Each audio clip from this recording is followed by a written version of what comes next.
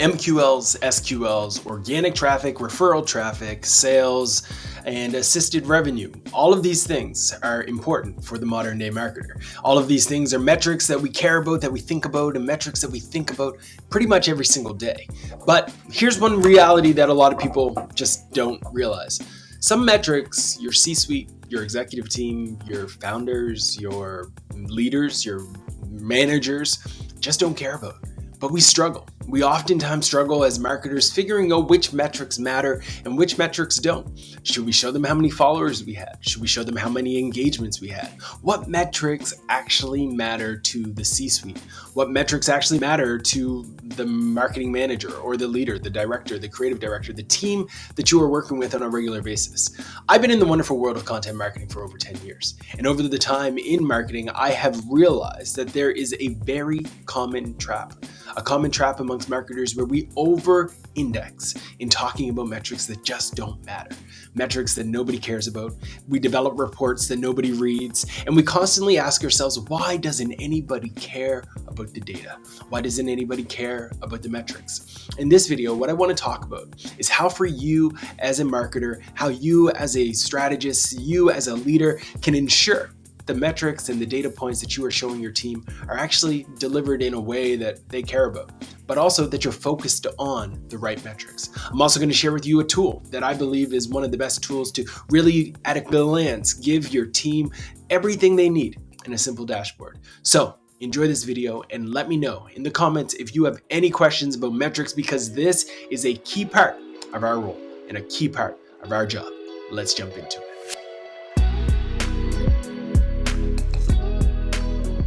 If I was to ask you or your colleagues or your peers, what metrics do you care about every single day, or that you think about every single week, or maybe every single month? Off the top, you might say visitors, conversions, the leads for marketing campaigns, branded search volume, customers, the NPS score, the LTV to CAC ratio. You might even be thinking about ROAS. You might be thinking about the demographics. There's so many different metrics that might matter to you. The number of SQLs, the number of MQLs, the number of organic traffic, the various metrics that matter to you are going to differ depending on your space. They're going to differ depending on your role. Somebody who's a social media marketer is going to have different metrics from a paid marketer. But at the end of the day, when you are talking about your metrics, the one thing that is consistent across the board that matters to the team is that one North Star metric.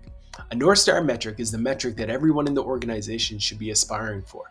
And when you think about your North Star metric, what you should be doing is thinking about how the things that you're doing on a regular basis as a marketer are influencing that North Star metric. For example, if I'm a content marketer and I'm creating blog posts, I'm creating case studies, if every single month I'm developing pieces of content that are generating organic traffic, social referral traffic, all of those metrics are great indicators of how I might be contributing to a North Star metric of new users, new signups, new SQLs, maybe net new revenue for a company if you're working in the wonderful world of e-commerce. So what you want to do is you want to set up your metrics to be aligned with that North Star metric, the metric that you as an organization are striving for. Don't make the mistake of exclusively always talking about the metrics that only matter in your space. You want to create a dashboard. You want to create a report that articulates to your team the metrics that matter across the entire organization. That is the key. So don't make the mistake of going too small with your metrics, and go big and think about how you can contribute to that North Star metric at large. Something that I believe is extremely important is understanding the position of the people who you are giving the metrics to. And what I'm talking about there is not necessarily their position in terms of like where they sit in the hierarchy or what their position is in the seat. That's not what I'm talking about. What I'm talking about as it relates to their position is their perspective. What do they care about? What is it that they are actually looking for when they take a glimpse at your report? If they take a glimpse at a dashboard, what type of things are going to matter to them? Because we all know that making data-driven decisions today is one of those buzzwords that ultimately actually does mean quite a bit.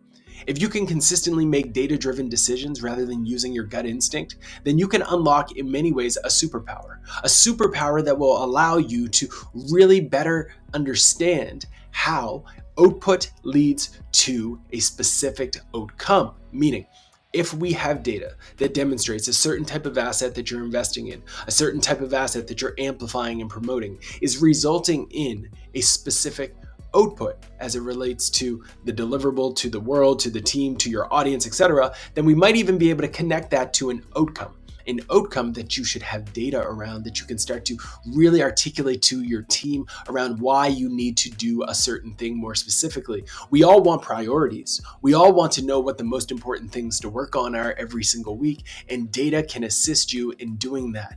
This is why there's a major opportunity in communicating data effectively to your C-suite. Disney's head of audience research, Richard Elwood, he said that there is no company that has really cracked the idea of turning data into stories. And what I would advise marketers to do is put on their storytelling hat as it relates to the data that you are communicating to your audience, to the person who you're trying to educate on the outcomes and the results of the work that you're doing on a regular basis. If you're trying to communicate to the CMO or to the CEO, you have to understand that their most important metric is typically going to be things like profit, revenue. They're going to care about those types of metrics. So how can you demonstrate to them the fact that you have influenced revenue, that you have influenced profitability, that you have influenced total brand awareness, and help them strengthen their moat as an organization? Those are the things that you need to think about when you're talking to the C-suite. So you might be wondering, all right, this is great. This all sounds exciting. I'm into analytics. Where should you get your different analytics sources from? These are the things that you work with every single day. At Foundation, we love using a wide range of different tools, and it always depends on the tech stack of the organization that we're working with. But in this situation, I'm going to use Foundation as an example and give you a glimpse into how we use our analytics tools and how we use our software to really give ourselves an advantage at making data-driven decisions. Let's jump into it. So when you look at Foundation's tech stack, we have a wide range of different tools that we're using on a regular basis. We use things like ActiveCampaign. We use things like HubSpot. We use Google Analytics. We use a wide range of different tools, and all of these different things provide us with data. We also use Stripe to actually manage the actual finances around inflow of revenue and things of that nature. So when you look at all of this and you see that we have all of these different moving parts, it's easy to say, all right, we're going to gather data from all of them and just build out multiple reports. That's how we used to do it. But we started to embrace a tool called Geckoboard. And what Geckoboard allows you to do is really have a streamlined location where you can create a dashboard that really shows you data across the full funnel. And this is one of my favorite things about Geckoboard. You see, as a CEO, I don't have a ton of time to dive in constantly every week, every day into an in-depth report. I definitely don't have time to log into all of these different platforms to get information that is relevant to the business so I can make smart decisions. It's just not possible between running the business, between running investments, by doing investing in various startups, as well as in real estate, and also being a dad. Like, there is not a lot of time in the day. But what I love about Geckoboard is it gives me a snapshot of everything that's going on in the business on a regular basis, and it integrates into a wide range of these different tools. So what I'm able to do is have a constant update, and I do this consistently because I have a computer. Let me show it to you for a second here. I have next to me another computer that shows me everything that I need to see surrounding the business. Let me show it to you. So as you can see, we've switched up the view a bit, and the reason why is I wanted to show you this. Working remote comes with one simple challenge. I don't always have the ability to be as flexible as someone with an office where I can put up a big screen TV and always see the metrics and ensure that everybody on my team sees the metrics. So I've kind of hacked it a little bit. I bought a secondary monitor, and with that monitor, I can display all of the metrics that matter to me. So as you might have known before, I was looking this way because I work that way. So now I have right to my right a clean screen that essentially shows me all of the metrics that matter to me the most as a CEO. I have a few different dashboards, I'm not going to lie to you, that demonstrate and show me a quick snapshot of the things that I care about in the moment. When it's getting really close to the end of the quarter, I like to keep a track of SQLs. I like to keep a track of the metrics associated to sales and things of that nature. Those are the things I look for at that time. Early on, when we're at the beginning of the quarter or the year, I tend to look at things that might be a little bit more high-level metrics, things like how many followers we have. So again, we're thinking more vanity metrics, of course, but these are metrics, again, that still matter because we can use followers to ultimately drive awareness, and awareness drives new leads, etc. So what we are able to do by leveraging this dashboard is simple. It gives me, as the CEO, the ability to quickly understand some of the metrics that matter to me. It gives me the ability to understand the metrics that ultimately allow me to ensure that I'm keeping my finger on the pulse of what's happening at Foundation every single day. And one of my favorite features is the fact that this can connect to a spreadsheet. I love that feature because it allows me to be able to keep track of things like vacation days that are being taken. I really do want my team to take vacation. So I have the ability in Geckoboard to actually see how many people are taking advantage of our minimum of 2 weeks vacation. Those are things that I can keep my finger on the pulse on as it relates to this dashboard, but it goes above and beyond even that. Metrics that might not be inside of Google Analytics, metrics that might not be inside of ActiveCampaign or HubSpot. If it is living in a database or a spreadsheet, we can extract that and integrate it directly here as well. So I love having this right next to me. It makes my job a whole lot easier, and it allows me to sleep better at night because I know my data is good when I can just move my head to the right. Right. So when you want to set up your dashboard effectively, one of the key things that you're going to want to do is understand which data points matter the most. You don't want to do overkill, right? Like, it's easy to make the mistake once you get into one of these tools to just like add everything to it. You don't want to make that mistake. What you actually want to do is identify and understand, let's say the top 5, 6, 8, 10 max, in my opinion, the number of metrics that matter to the person on the receiving end of that dashboard. And then you want to ensure that that data is very easily accessible, it's easy for them to see, and you don't want to make the mistake, again, of overdoing it.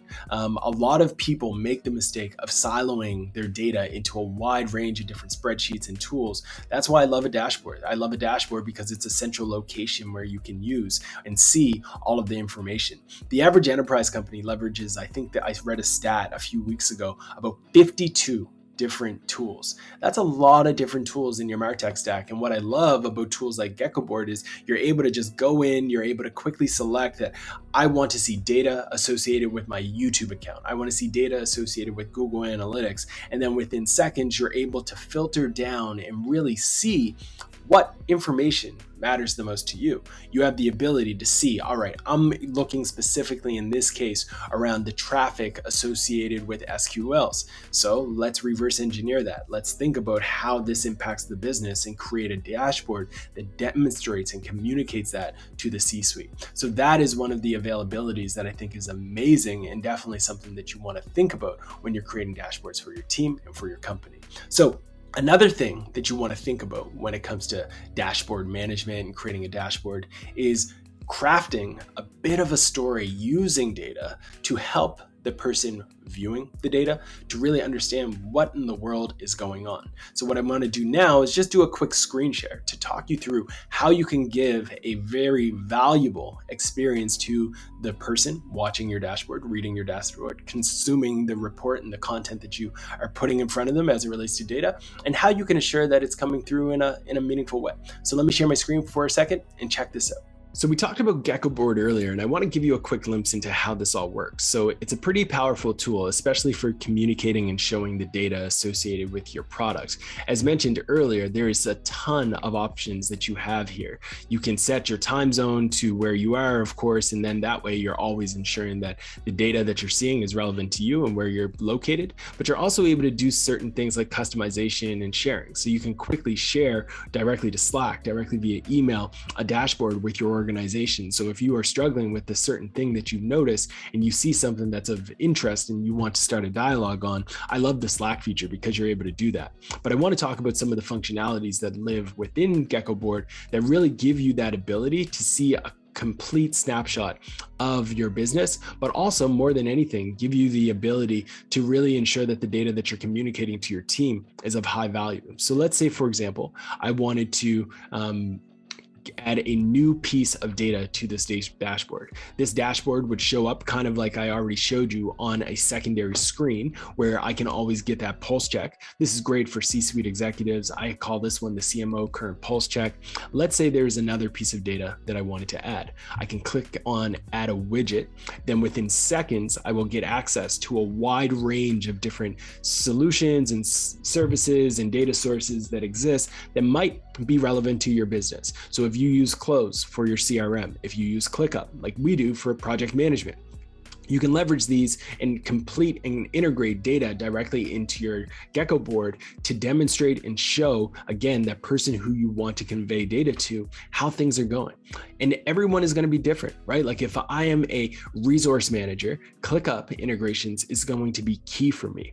If I'm someone who manages support teams, Freshdesk is going to be an important integration for me. If I'm someone in the wonderful world of e-com, then it might be very important for me to leverage a integration with something like Chargeify, etc. So these are some of the many different solutions that you can leverage when you use Geckoboard. And one of the things that I use frequently are things like Google Analytics. I also leverage HubSpot. HubSpot integration is amazing because it gives you a glimpse into the value of deals. It gives you the ability to see the value of closed loss deals.